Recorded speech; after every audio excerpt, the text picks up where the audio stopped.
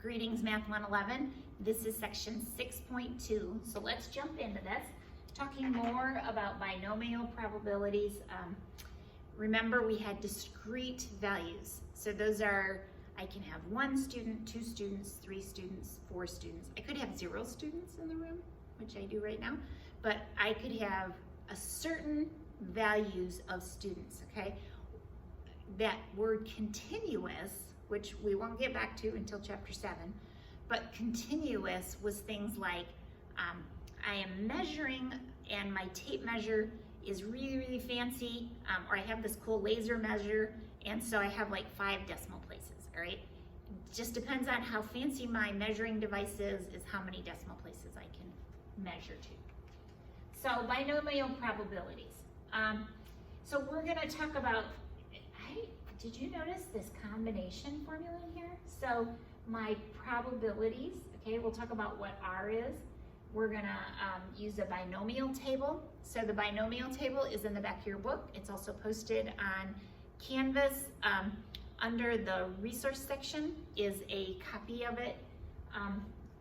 You may want to print one out.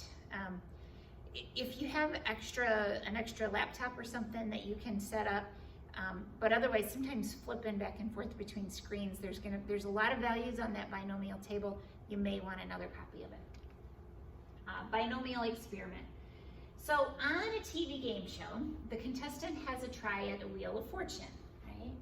And there are 36 slots. So let's pretend we have this wheel. It has a boatload of slots. Right, I'm gonna quit drawing, but pretend there's 36. And there's one that is golden, all right? You couldn't see my yellow marker if I used it, so I'll use green. But there's one that's a winner. The rest are losers, okay? No other spot pays money.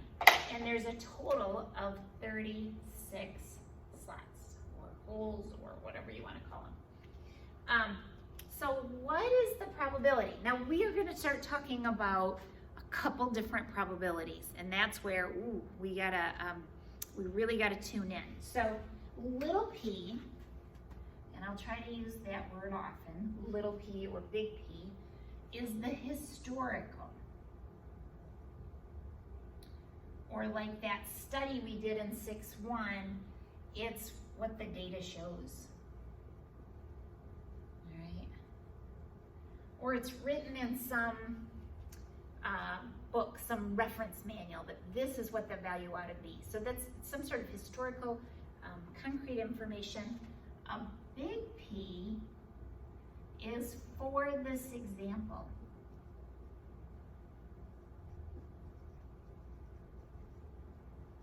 And when I have something that looks like, remember we had like P of 0? Well, generically we'll call that P of R.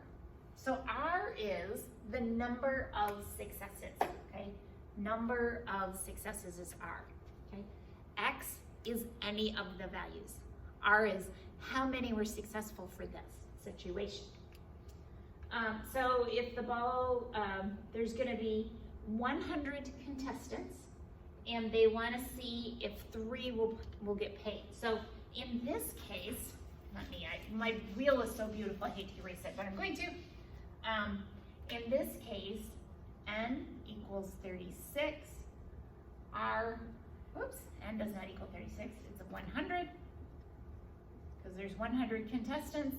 R equals 3, because that's how many people winners.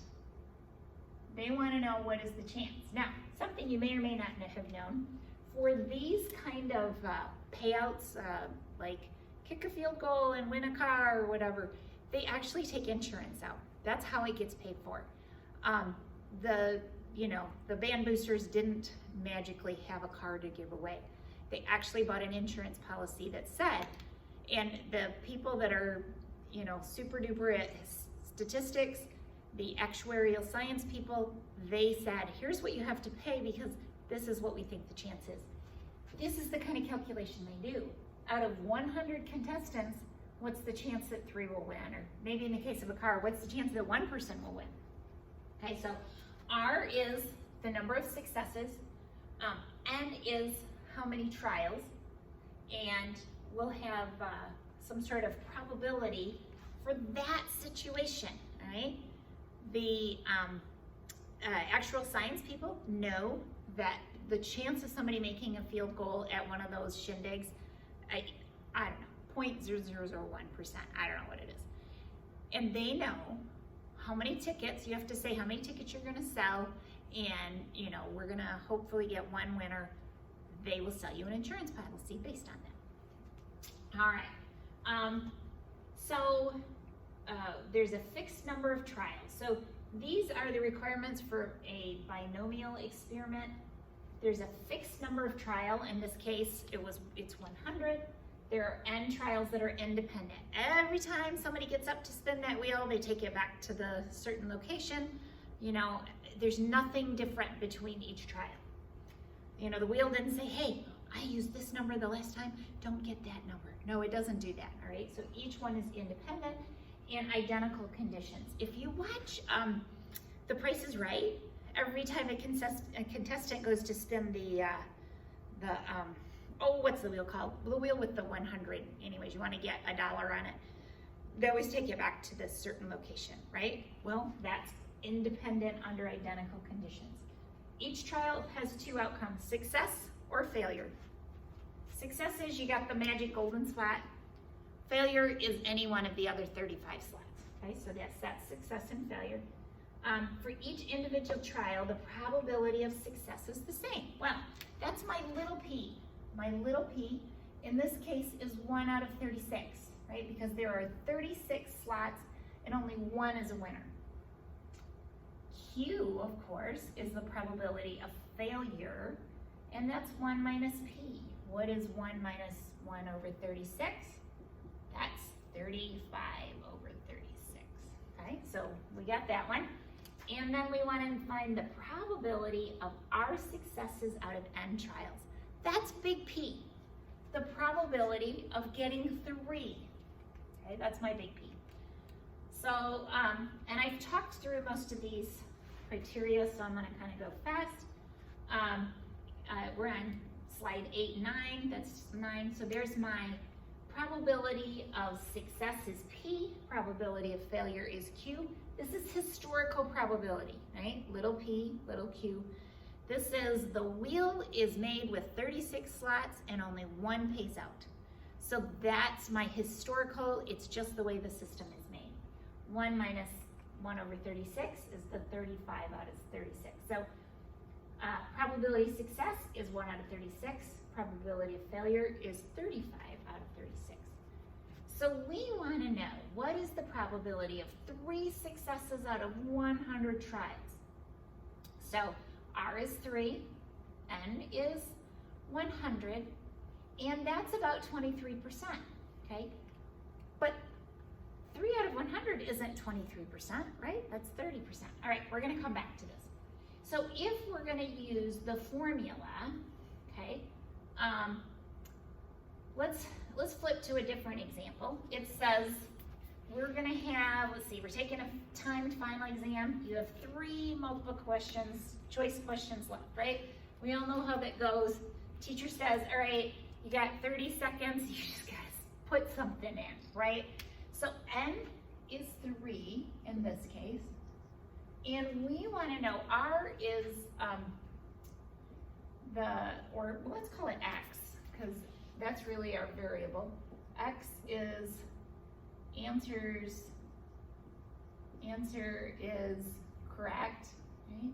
That's how many correct. So X could equal 0, 1, 2, or 3. Don't forget the 0, right? You can miss every one of those questions. That's true, right? Or you could get them all right. You have a fat chance. And they have 4 answers. So little p, the probability of success is 1 out of 4, because 1 out of the 4 answers is correct. That means little q is 1 minus that, so it's 3 out of 4. So as we all know, is that chance you're gonna get them right, but you gotta try, right? Don't leave a multiple choice blank. So what is the chance that you'll get 0, 1, 2, or 3 questions correct. So n equals 3, and then I want to look at each one of these. So here are different ways I could have gotten them all right. I could have gotten 2 right and the third one wrong.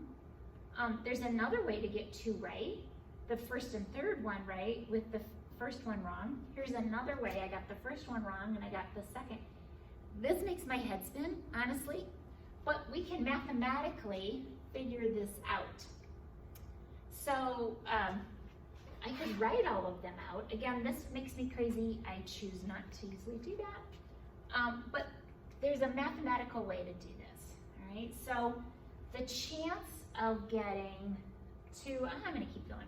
So the chance of getting 0 right is 0.422, all right? We can use, there's a formula we can use, there's charts we can use. The chance of getting 1 correct is also 0.422. Is that surprising to you? Do you have just as much chance of getting 0 right as getting 1 right? The chance of getting 2 right is 0.141. That kind of feels intuitive. Chance of getting 3 right is only 0.016. So 1.6% chance that you'll get all 3 of them right. Imagine that. Okay, so the formula for this is the probability of our successes. So let's pretend we're going to do the 0. So probability of getting 0 right. I do n factorial. What is my n? It was 3, right? Because there's 3 questions. R factorial is 0. Remember that 0 factorial is 1. N minus r, and then do the factorial. So 3 minus 0 factorial. P, what's my p? It's 1 out of 4. 1 out of 4 to the r. What is r in this case? We're doing 0. So anything to the 0 power is also 1. Q to the n minus r. So what's n minus r? N minus r is 3 minus 0. So 3/4 to the 3rd power. When I multiply all those together, I get a probability. And in this case, it would have been 0.422. Now, you can make it a little simpler. Use your combination. That's this whole first part of the formula. The combinations of n things taken r at a time, okay? And we did that on our calculators. And then do the p to the r and q to the n minus r. I'm on slide 20, by the way. So just a reminder, I think half of the battle in math is making sure we understand the variables. So n is number of trials. P is the probability of success on each child. Q is 1 minus p, that's the probability of failure.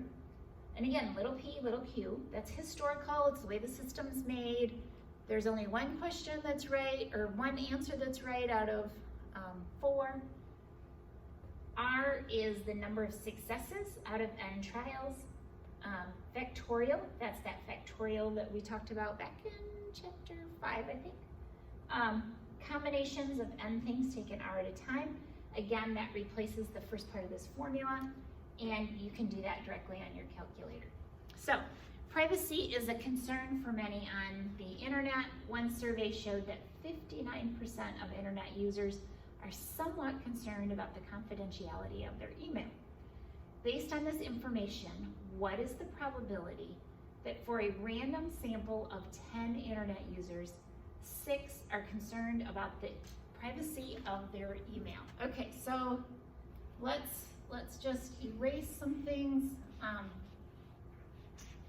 So n is 10 in this case, and x could take on 0, 1, 2, right? I'm just gonna erase that for a minute. And then let's see, sample of 10, what is the probability that 6? So I wanna know P of 6, and you'll notice that's big P. What is my little p? It's 59%. So little p is 0.59. We do math with decimals, not percentages. So Q is 0.41 because it's 1 minus p.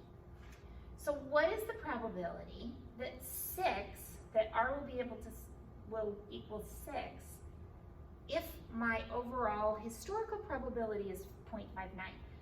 I really think that probably more people are a little concerned about their privacy.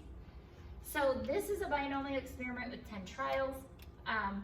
We have probability of success is, that's little p is 0.59, little q is 0.46. We want to know what is big P of 6. So you'll notice this is little p, this is big P, right? Little p, historical, this is just the way the system is. Big P is for this situation.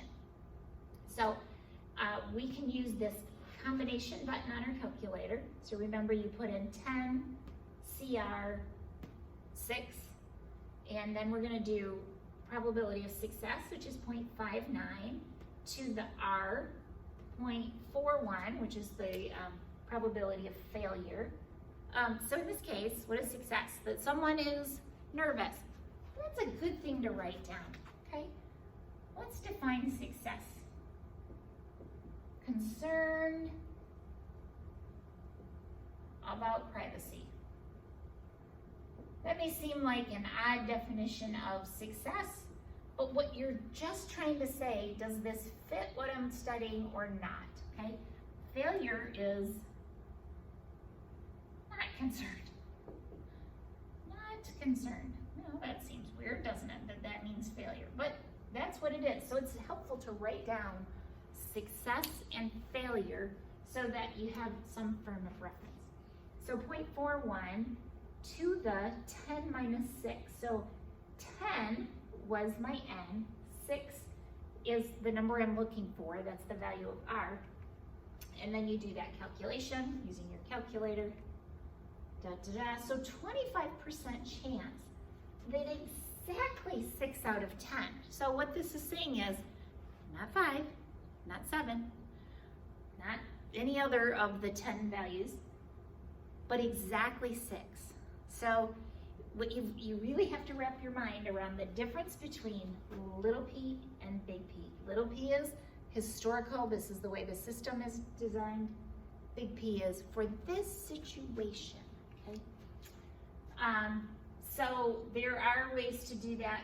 They're just talking about how to do the NCR.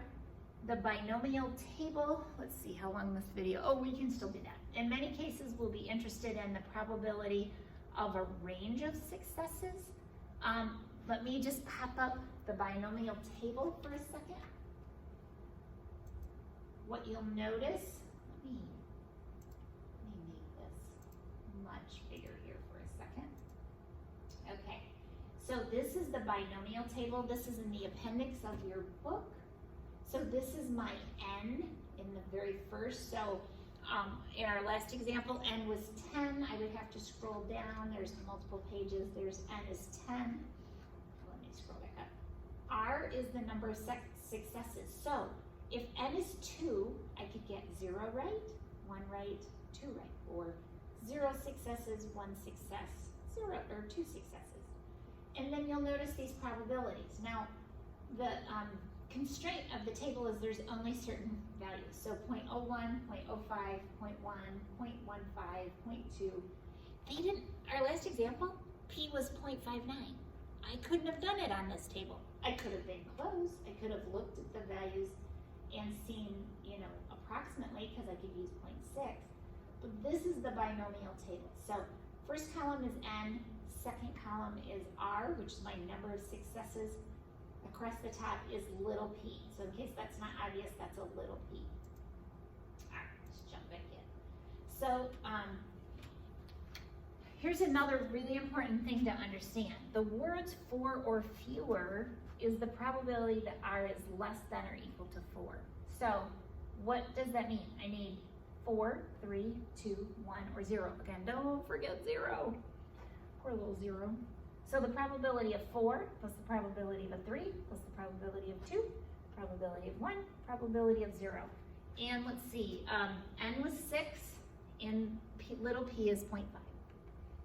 So when I use that, n is 6, okay, r, we had 0, 1, 2, 3, and 4, but I'm going to be in the 50% column. So I'm going to use these values, 0.016 I'm on slide 27 in case you're following along.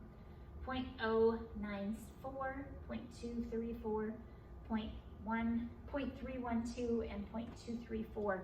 I'm going to add all those up because I could have I could have 0, 1, 2, 3, 4, 5, or 6. Or let me try that one more time. We did 4 and under, didn't we? We could have 0, 1, 2, 3, or 4, right? There's 5 different values that I have to add together. So when I add those up, I find that 89%, so for n equal to 6, probability being 50-50, and the chance of it being 4 or less, I add up these values, okay? There are buttons on your calculator, and in Excel, I am hesitant to have you use those because we don't do a lot of this. I think it's easier. The chart is super easy, but there are ways to do it in Excel and on your calculator if you're interested. I could have also said, I know, remember this really, really important thing that the sum of the probabilities add to 1? I could take 1 and subtract off the probability of 5 and the probability of 6. So if I looked on that table again, I'd see that the probability of 5 was 0.094, probability of 6 is 0.016. I'm going to take 1 and subtract each of those values, and I ended up at the exact same location. Is that cool? Very cool. So a biologist is studying a new hybrid tomato. It's known that the seeds of this hybrid tomato have a probability of 0.7 of germinating. So my little p is 0.70, right? And success is that the seed germinates, so it sprouts, okay? So the seed sprouts. And we don't, did they tell us? Oh, there are how many? Oh, 6. So n is 6. N is 6. And it says, what's the probability of exactly 4? So I go to my table. Dun, dun, dun. I go to my table where n is 6, r is 4. I go over to 70%, and it says, I think that's 0.324. All right, so we're on slide 31. I want to show you on the whole table because I think sometimes when they do these little excerpts, it's hard to see. So 6 seeds, right? We want the row with 4. Now I zoomed in. Let me get over to 0.7. Okay, that's the last visible row. So n is 6. R is 4, and I'm going to go all the way over here. It was that same 0.324, okay? So, for example, this whole column, each one of these chunks add to 1. Each of these will add to 1. Now, somebody did the number crunching for you, that long formula we learned just 15 minutes ago or 10 minutes ago. That's why the chart makes it so much easier to do your work. So, the binomial chart really is, it's one of those things that when I have a student sit down and I say, here, let's really try this, they go, oh, really? Okay, so what's the probability that at least 4, okay? So that's similar but opposite to the last thing we did. If it's greater than or equal to 4, so 4 or more, or at least 4, mathematically we would write it R greater than or equal to 4. So we want 4, 5, or 6. And remember the word or makes us think of addition. So I'm going to look up those 3 probabilities. And I have the probabilities, here they are, 0.324, 0.303, and 0.118. I'm going to add those together. So 0.74, so 74.5% chance that 4, 5, or 6 seeds would germinate, given that the probability is 70%. So again, this is a historical little p, 70% of the time. So on average, 7 out of 10, right? That would just be my rule of thumb. we wanted to know, given that it's 70% chance of germination, what is the chance that when I plant 6 seeds, I get 4, 5, or 6, right? All right, so I'm gonna stop there because this video is getting long. So I'll do some videos with technology.